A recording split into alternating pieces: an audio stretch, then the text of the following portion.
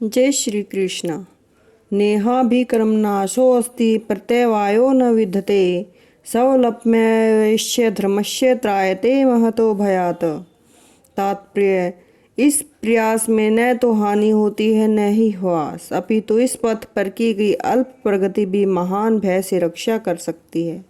कर्म का सर्वोच्च दिव्य गुण है कृष्ण भावनामृत में कर्म या इंद्रिय तृप्ति की आशा न करके कृष्ण के हित में काम करना। ऐसे कर्म का लघु आरंभ होने पर भी कोई बाधा नहीं आती, न कभी इस आरंभ का विनाश होता है। भौतिक स्तर पर प्रारंभ किए जाने वाले किसी भी कार्य को पूरा करना होता है, अन्यथा सारा प्रयास निष्फल हो जाता है। किंतु कृष्ण भावनामृत में प्रारंभ किया जाने वाला कोई भी कार्य अधूरा रहकर भी स्थायी प्रभाव डालता है। अतः ऐसे कर्म करने वाले को कोई हानि नहीं होती, चाहे यह कर्म अधूरा ही क्यों न हो रह जाए। यदि कृष्ण भावनामृत का 1% भी कार्य पूरा हुआ तो उसका स्थायी फल होता है। अतः अगली बार 2% से शुभारंभ होगा, किंतु भौतिक कर्म में जब तक 100% सफलता प्राप्त न हो तब तक कोई लाभ नहीं होता। आज अमील ने कृष्ण भावनामृत में अपने कर्तव्य का कुछ ही प्रतिशत पूरा किया था, किंतु भगवान की कृपा से उसे 100% लाभ मिला। इस संबंध में श्रीमद् भागवत गीता का एक अत्यंत सुंदर श्लोक आया है। ते कत्वा सौधर्मं चरणाम्बुज हरे भर्जन पकोत्पतेतो यदि यत्र क वा भद्रद्रम भूतमुदिश्य किम को वार्था आप तो भजताम सौधर्मतः। यदि कोई अपना धर्म छोड़कर कृष्ण भावनामृत में काम करता है और फिर काम पूरा न होने के कारण नीचे गिर जाता है, तो इसमें उसकी क्या हानि। और यदि कोई अपने भौतिक कार्यों को पूरा करता है और इससे उसका क्या लाभ होगा। अथवा जैसा कि ईसाई कहते हैं, यदि कोई अपना शाश्वत आत्मा को होकर संपूर्ण जगत को पाले तो मनुष्य को इससे क्या लाभ होगा। भौतिक कार्य तथा उनके फल शरीर के साथ ही समाप्त हो जाते हैं, किंतु कृष्ण भावनामृत में किया गया कार्य कोई भी इस शरीर के विनष्ट होने पर भी पुनः कृष्ण भावनामृत तक ले जा सकता है। कम से कम इतना तो निश्चित है कि अगले जन्म में उसे सुसंस्कृत ब्राह्मण परिवार में या धनी मानी कुल में मनुष्य का शरीर प्राप्त हो सकेगा, जिससे उसे भविष्य में ऊपर उठने का अवसर प्राप्त हो सकेगा। कृष्ण भावनामृत में संपन्न कार्य का यही अनुपम गुण है। जय श्री कृष्ण। व्यवसाय आत्मिका बुद्धि एका इह कुरु नंदन बहु शाखा ही अनंता च बुद्धे अव्यवसाय या नाम। जो इस मार्ग पर हैं वे प्रयोजन में दृढ़ रहते हैं, उनका लक्ष्य भी एक होता है। हे कुरु नंदन, जो दृढ़ प्रतिज्ञा नहीं है उनकी बुद्धि अनेक शाखाओं में विभक्त रहती है। तात्पर्य यह दृढ़ श्रद्धा कि कृष्ण भावनामृत द्वारा मनुष्य का जीवन की सर्वोच्च सिद्धि प्राप्त कर सकेगा, व्यवसायत्मका बुद्धि कहलाती है। चैतन्य चरितामृत में कहा गया है, श्रद्धा शब्दे विश्वास कहे सुदृढ़ निश्चय, कृष्णे भक्ति कैले सर्वकर्म कृत्य है। श्रद्धा का अर्थ है किसी अलौकिक वस्तु में अटूट विश्वास। जब कोई कृष्ण भावनामृत में कार्यों में लगा होता है तो उसे परिवार, मानवता, राष्ट्रीयता से बंध कर कार्य करने की आवश्यकता नहीं होती। पूर्व में किए गए शुभ अशुभ कर्मों के फल ही उसे सकाम कर्मों में लगाते हैं। जब कोई कृष्ण भावनामृत में संलग्न हो तो उसे अपने कार्यों के शुभ फल के लिए प्रयत्नशील नहीं रहना चाहिए। जब कोई कृष्ण भावनामृत में लीन हो जाता है तो उसके सारे कार्य आध्यात्मिक धरातल पर होते हैं, क्योंकि उनमें अच्छे और बुरे का द्वैत नहीं रह जाता। कृष्ण भावनामृत की सर्वोच्च सिद्धि देहात्म बुद्धि का त्याग है। कृष्ण भावनामृत की प्रगति के साथ क्रमशः ये अवस्था स्वतः प्राप्त हो जाती है। कृष्ण भावना भावित व्यक्ति का दृढ़ निश्चय ज्ञान पर आधारित है। वासुदेव सर्वम इति स महात्मा सुदुर्लभ। कृष्ण भावना भावित व्यक्ति अत्यंत दुर्लभ जीव है, जो भली भांति जानता है कि वासुदेव या कृष्ण समस्त प्रकट कारणों के मूल कारण हैं।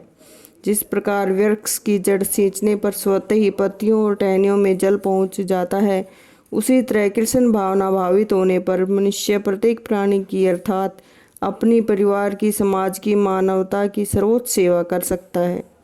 यदि मनुष्य के कर्मों से कृष्ण प्रसन्न हो जाए तो प्रत्येक व्यक्ति संतुष्ट होगा, किंतु कृष्ण भावनामृत में सेवा गुरु के समर्थ निर्देशन में ही ठीक से हो पाती है। क्योंकि गुरु कृष्ण का प्रामाणिक प्रतिनिधि होता है। जो शिष्य के स्वभाव से परिचित होता है उसे कृष्ण भावनामृत की दिशा में कार्य करने के लिए मार्ग दिखा सकता है। अतः कृष्ण भावनामृत में दक्ष होने के लिए मनुष्य को दृढ़ता से कर्म करना होगा और कृष्ण के प्रतिनिधि की आज्ञा का पालन करना होगा। उसे गुरु के उपदेशों को जीवन का लक्ष्य लेना होगा।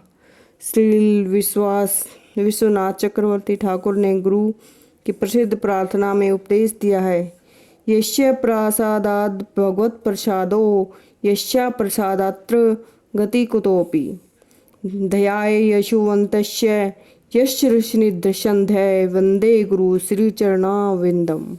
गुरु की तुष्टि से भगवान भी प्रसन्न होते हैं और गुरु को प्रसन्न किए बिना कृष्ण भावनामृत के स्तर तक पहुंच पाना कोई संभावना नहीं रहती। अतः मुझे उनका चिंतन करना चाहिए और दिन में 3 बार उनकी कृपा की याचना करनी चाहिए और अपने गुरु को सादर नमस्कार करना चाहिए। किंतु यह संपूर्ण पद्धति अध्यात्म बुद्धि से परे सैद्धांतिक रूप में नहीं वरन व्यावहारिक रूप में पूर्ण आत्मज्ञान पर निर्भर करती है। जब सकाम कर्मों से इंद्रिय तृप्ति की कोई संभावना नहीं रहती, जिसका मन दृढ़ नहीं है वह विभिन्न सकाम कर्मों की ओर आकर्षित होता है। जय श्री कृष्ण। जय श्री कृष्ण। यमामि पुष्पितां वाचं पर्वदन्त विपश्चित वेदवादरता पार्थ नान्यदस्तिनि वादिन कामात्मना स्वर्गपराजनं कर्म फलप्रदाम क्रिया विशेष बहुलाम भोगे ऐश्वर्य गतिम प्रति। अल्पज्ञानी मनुष्य वेदों के उन अलंकारिक शब्दों के प्रति अत्यधिक आसक्त रहते हैं जो स्वर्ग की प्राप्ति, अच्छे जन्म, शक्ति इत्यादि के लिए विविध सकाम कर्म करने की संतुष्टि करते हैं। इंद्रिय तृप्ति और ऐश्वर्यमय जीवन की अभिलाषा के कारण वे कहते हैं कि इसे बढ़कर और कुछ नहीं है। तात्पर्य: साधारणतः जब लोग अत्यंत बुद्धिमान नहीं होते वे ज्ञान के कारण वेदों के कर्मकांड भाग में बताए गए सकाम कर्मों के प्रति अत्यधिक आसक्त रहते हैं। वे स्वर्ग में जीवन का आनंद उठाने के लिए इंद्रिय तृप्ति कराने वाले प्रस्तावों से अधिक और कुछ नहीं चाहते। जहाँ मदिरा और तरुणियाँ उपलब्ध हैं, भौतिक ऐश्वर्य सर्वसामान्य है। वेदों में स्वर्ग लोक पहुँचने के अनेक यज्ञों की संस्तुति है, जिसमें ज्योतिष्ठामो यज्ञ प्रमुख है। वास्तव में वेदों में कहा गया है कि जो स्वर्ग जाना चाहता है उसे यज्ञ संपन्न कराने चाहिए और अल्पज्ञानी पुरुष सोचते हैं कि वैदिक ज्ञान का सारा अभिप्राय इतना ही है। ऐसे लोगों के लिए कृष्ण भावनामृत के दृढ़ क्रम में स्थित हो पाना अत्यंत कठिन है। जिस प्रकार मूर्ख लोग विषैले वृक्षों के फूलों के प्रति बिना यह जाने कि यह इस आकर्षण का फल क्या होगा आसक्त रहते हैं, उसी प्रकार अज्ञानी व्यक्ति स्वर्गिक ऐश्वर्य तथा तजनित इंद्रिय भोग के प्रति आकृष्ट रहते हैं। वेदों के कर्मकांड भाग में कहा गया है, अपाम सौम्यताभिभूम अक्षम ह चातुर्मास्य याजिन संकृत भवति। दूसरे शब्दों में जो लोग चातुर्मास तप करते हैं वे अमर तथा सदा सुखी रहने के लिए सोम रस पीने के अधिकारी हो जाते हैं। यहाँ तक कि इस पृथ्वी पर भी कुछ लोग सोम रस के लिए अत्यंत इच्छुक रहते हैं, जिससे वे बलवान बने और इंद्रिय तृप्ति का सुख पाने में समर्थ हो। ऐसे लोगों को भवबंधन से मुक्ति में कोई श्रद्धा नहीं होती। वे वैदिक यज्ञों की तड़क भड़क में विशेष आसक्त रहते हैं। वे सामान्यतः विषयी होते हैं और जीवन में स्वर्गिक आनंद के अतिरिक्त और कुछ नहीं चाहते। कहा जाता है कि स्वर्ग में नंदन कानन नामक अनेक उद्यान हैं, जिनमें देवी सुंदरी स्त्रियों का संग और प्रचुर मात्रा में सोम रस उपलब्ध रहता है।